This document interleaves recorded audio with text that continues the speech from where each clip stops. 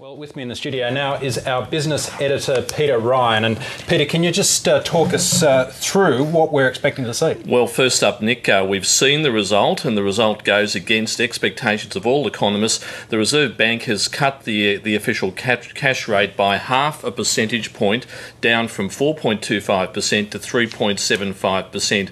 Now, 21 out of 22 economists polled by Reuters before this decision had the view that the Reserve Bank would only cut by 25 basis points. So a big surprise today, a 50 basis point cut, which underlines the seriousness of the situation facing some of the non-mining states. Okay, now that's a full half of a percentage point that you've just seen come off the screen there. As you say, most pundits were expecting a smaller move. Now, is this an indication that the RBA is more worried about the state of the economy than perhaps a lot of people thought they were? Well, it's more of an indication that as the Reserve Bank flagged back in April that they saw that inflation was softening, and we saw the consumer price index, which came out on Tuesday of last week, come in much softer than expected. Inflation now running at 1.6% year on year, well below the 2 to 3% comfort zone. That has been the big factor that has given the Reserve Bank the opportunity to cut interest rates aggressively. But once again, just looking at what they've been saying in the statement, that financial conditions need to be eased across the country. Clearly, that some of those non-mining states that have been caught up in the patchwork economy need that stimulus, and that's why the Reserve Bank has acted today. And only today we've seen fairly poor economic data emerging about the state of the housing market and the manufacturing sector. Yes, so we saw today that house prices moderated further, down 1.1% in the March quarter. That's according to the ABS, and that's the fifth quarterly decline. Also today we saw a performance of manufacturing index out from the AI Group and PricewaterhouseCoopers, which really shows the manufacturing sector has moved sharply lower, below that point of 50, which shows that the contraction continues, particularly in clothing, footwear, textiles and metals. Okay, of course this means a big reduction in repayments for a lot of people with mortgages. They're going to be cheering today.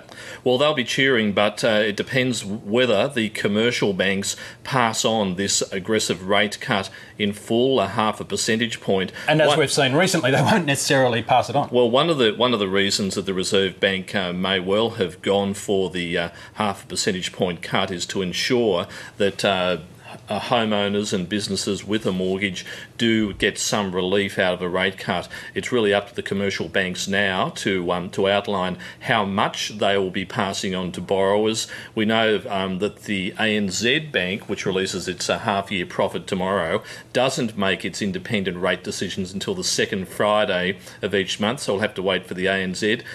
It's another question as to whether or not the other banks will move before that. They'll obviously be assessing what this hefty rate cut means to them. And I remember the question being asked in the past when the commercial banks haven't passed on the full rate cut.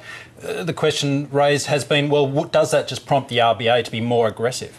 Well, the Reserve Bank has always said that it looks at where it wants to see the standard variable rate, and they calibrate the cash rate to get lending rates where they want to see them.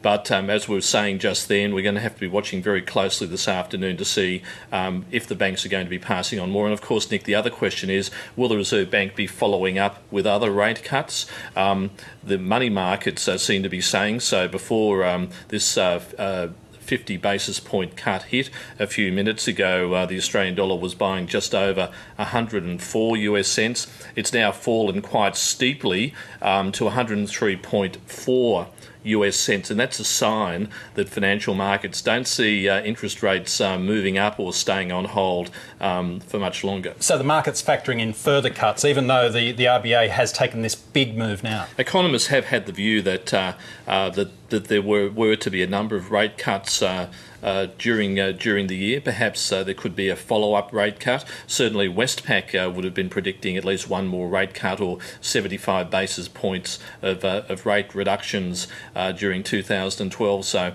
that's what financial markets are looking at the moment. Are there any inherent risks for the RBA and the Australian economy more widely in making such an emphatic move like this in reducing the interest rate? Well, look, it's clearly significant that the Reserve Bank has gone by half a percentage point today. The last time they actually cut by that figure was back in March 2001. But keep in mind, the Reserve Bank has moved very aggressively when a real crisis has been confronting the world. Just remember back after the collapse of Lehman Brothers in September 2008. Look then that in October, the Reserve Bank cut by a full percentage point, followed up with 75 basis points, a 1 percentage point cut in December 2008, and another percentage point cut in 2009. That was when there was a real crisis. And unlike other central banks around the world, the Reserve Bank actually does have the capacity to cut interest rates, and certainly now at 3.75%, there's still that capacity there, unlike